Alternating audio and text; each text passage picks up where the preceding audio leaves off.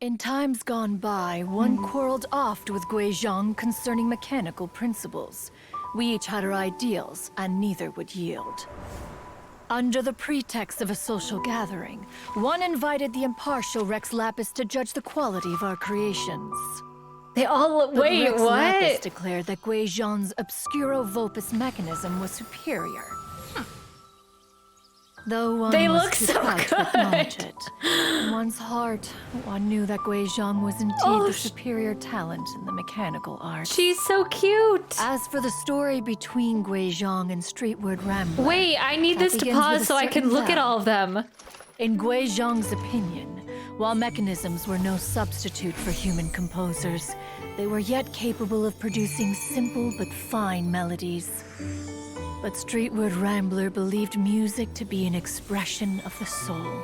Madam An Ping! emotional enterprise that could never hope to be replicated by machinery. Madam They Ping! argued endlessly, until one asked Rex Lapis to intercede. He confiscated the bell and designated it for ceremonial use. Zhongli.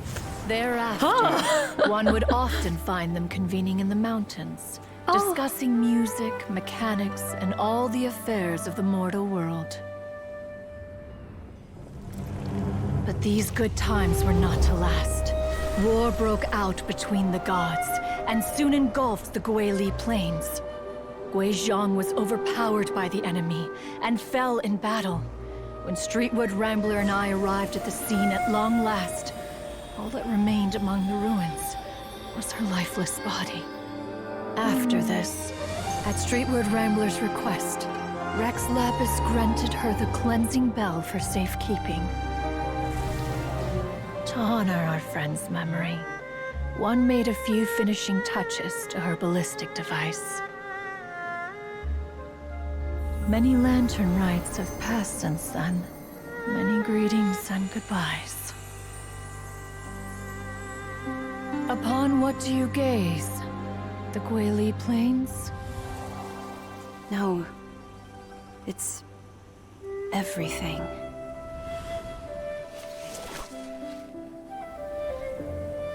We think of human life as like a lantern that's lit one minute and extinguished the next. But are we Adepti so different? Perhaps as dust settles after a storm, we too must one day return to the world below. One has always been austere and private by nature, and has never relished socializing. One's dealings with GUIZHONG were born out of discussions on the discipline of mechanics. Why? Why can we never get playable characters out of the Adepti of old? Was that actually Madam Ping's voice actress? That did that end part of the young Madam Ping? Or is that a different person? They look, oh my, ugh. It's so sad, but so good.